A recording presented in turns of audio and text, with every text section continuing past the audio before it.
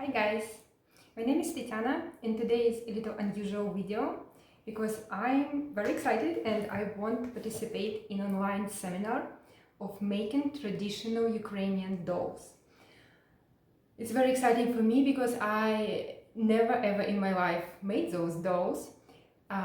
This Motanka is part of Ukrainian tradition. It's a big part of Ukrainian tradition and national craft.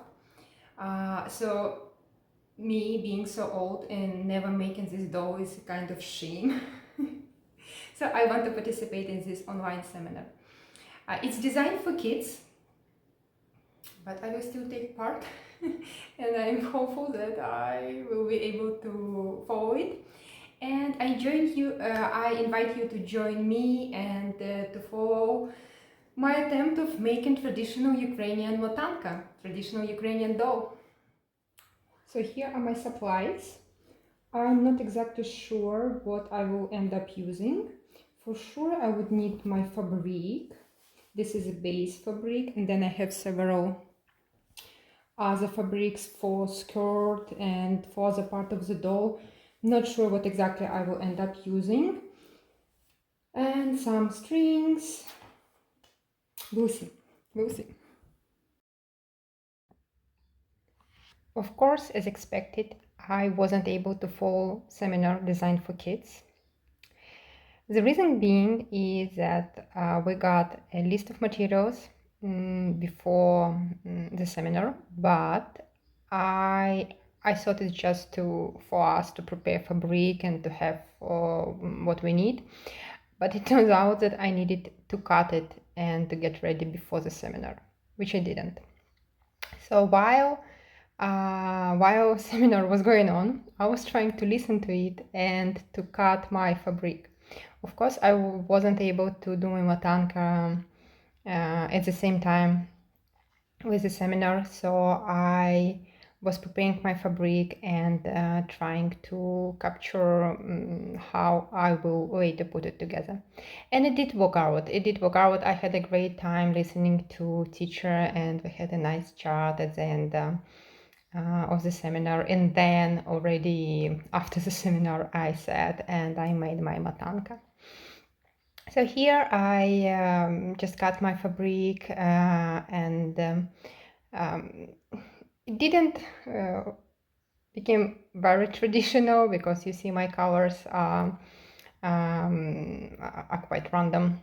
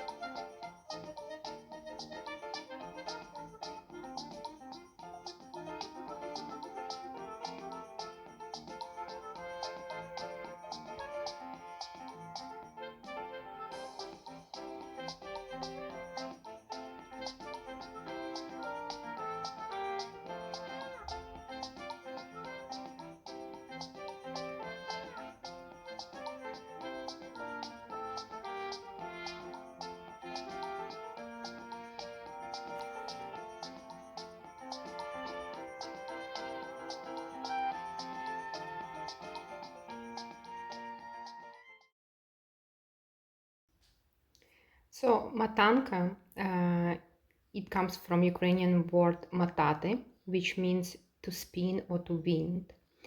And basically this is a principle for making these dolls. You can, over internet, you can see different dolls, but the principle behind making them is usually the same. You use the same force to spin the doll, and you add all the parts to it one by one with the same floss.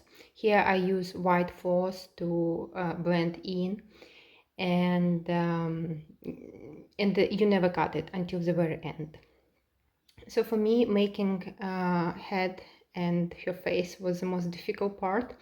I spent a lot of time trying to make her beautiful. Yeah, you see, that's just one of the many footage I had while I was trying to make her head, but it turns out okay for the first time. It's okay. So basically, you keep spinning all the part. You add the part, you spin it to the body, and in this way you get your doll.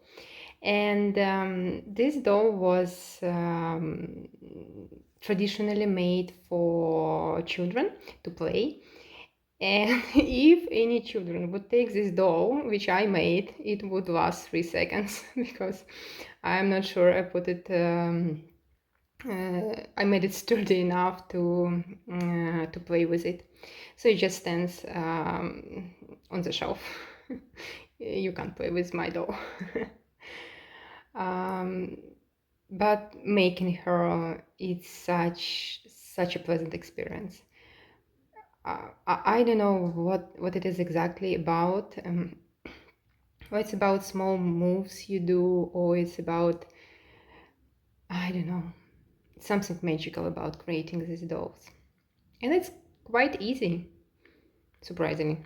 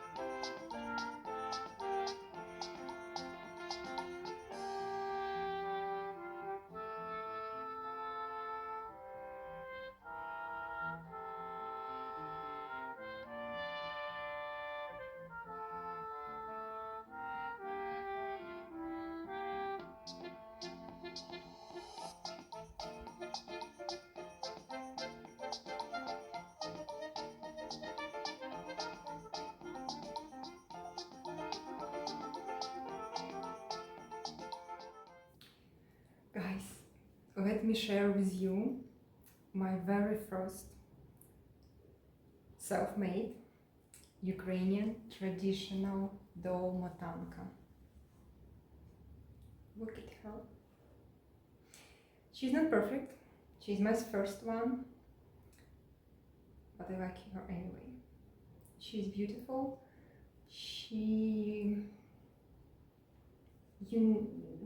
While making her, I felt really nice. It's something when you do this traditional craft which were made by your ancestor for many years and that preceded you.